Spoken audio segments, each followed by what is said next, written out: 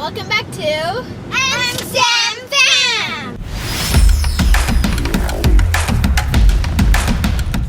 Where are we going today, guys? Blunt Point!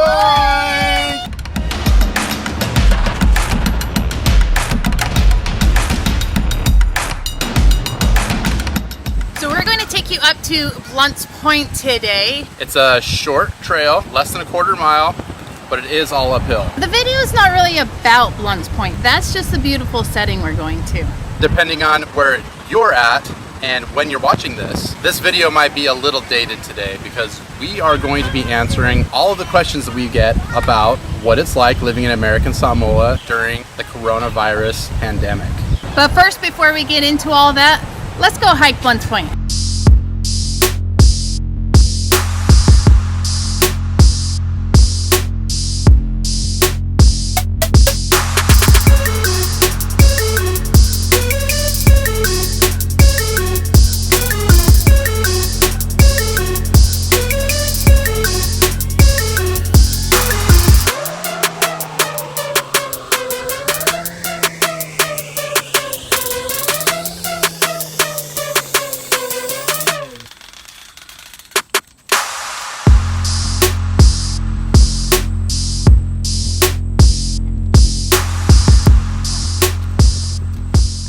So we're up at Blunt's Point right now. There's a beautiful view of Pongo Pongo Harbor and Rainmaker Mountain right behind us.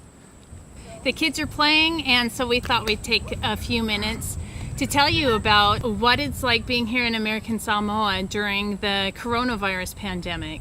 This year has already been pretty crazy for us around here.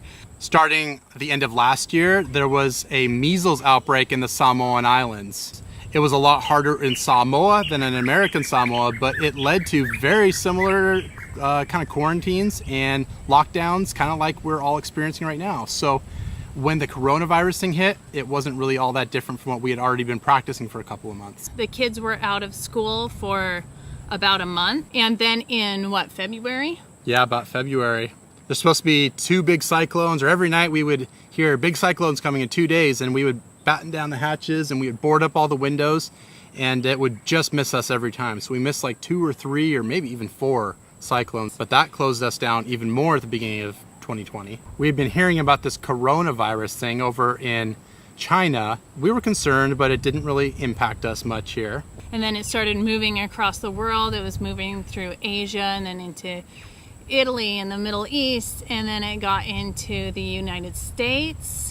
And that's when we really started to feel some impact from it. Started seeing more face masks on people at grocery stores. There were lots of rumors going around about what was to come. Started hearing some public service announcements on the radio about, washing your hands and not going out in public if you're sick. The local government here started saying, American Samoans, get home. In case you've never heard of what happened during the Spanish flu in American Samoa back in 1918, we're not going to get into that, but there was a lot of similar things lining up, and we are almost reliving the same thing now. Mid-March, the virus had reached Hawaii, and they decided to close down our borders.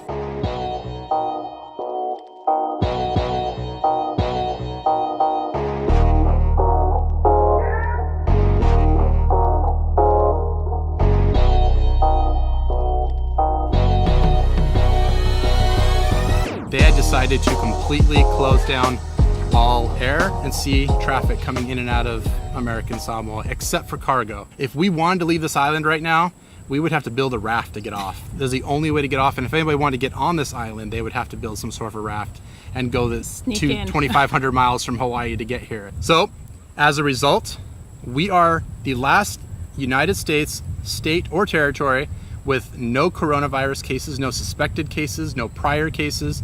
We are completely clean and safe from coronavirus here right now, and there are not even flights to bring a sick person here. We do have testing abilities here too, so it's not just that no tests have been done. Tests have been done. We're just clean and clear and coronavirus free in American Samoa. It's not a game, it's a rich thing.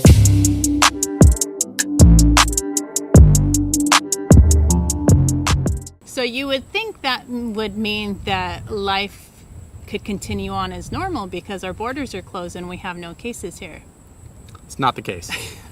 We are definitely living in a coronavirus state of mind, which is smart, but it also has a lot of drawbacks. Stuck inside, won't you set me free? Yeah. So it's great that we are being extremely cautious in American Samoa, but businesses are suffering under this precaution. Many are arguing unnecessarily. When it's gone too far, now it's quarantine. Yeah. Most businesses have to be closed at 6 and all employees out by 6:30, which cuts back on revenue.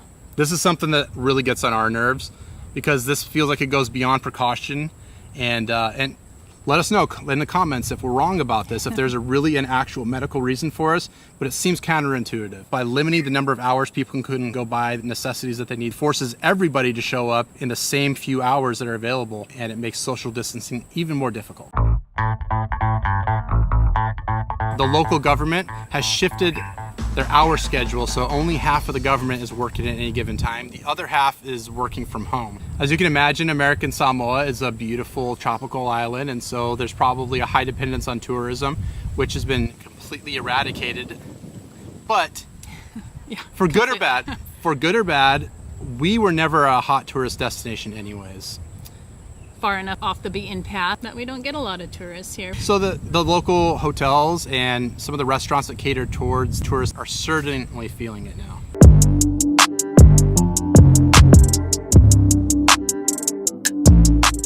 At the same time as our borders being closed, our school's closed also. We're doing the homeschool thing.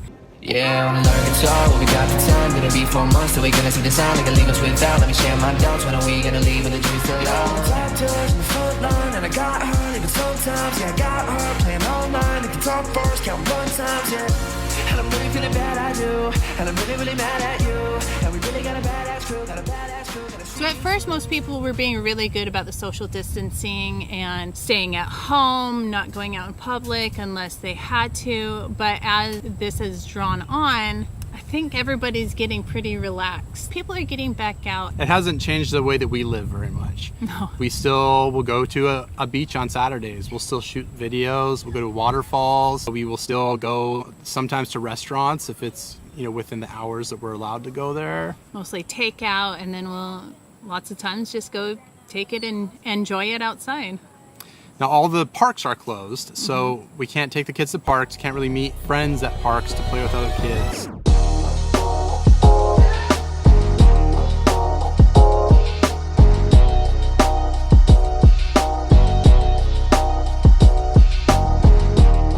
Luckily, most of the land we still get to enjoy.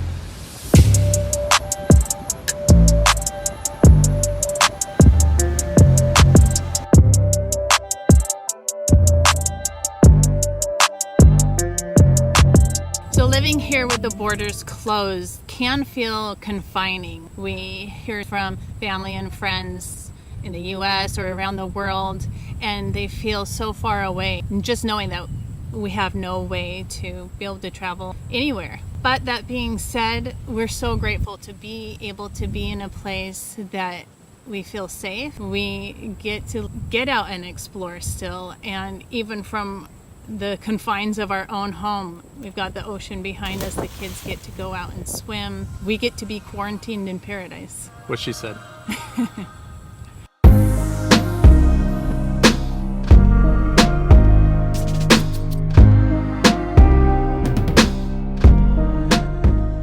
Well, it's getting a little late.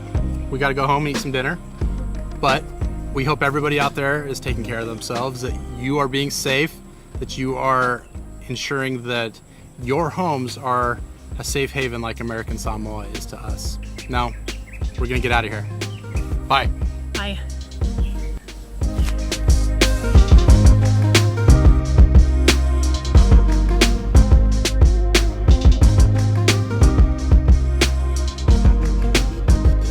Since recording this just a little over a week ago, new regulations have come out, including extended business hours, allowing businesses to stay open until 9 o'clock now, and opening public spaces, including the parks. Funny how quickly things change.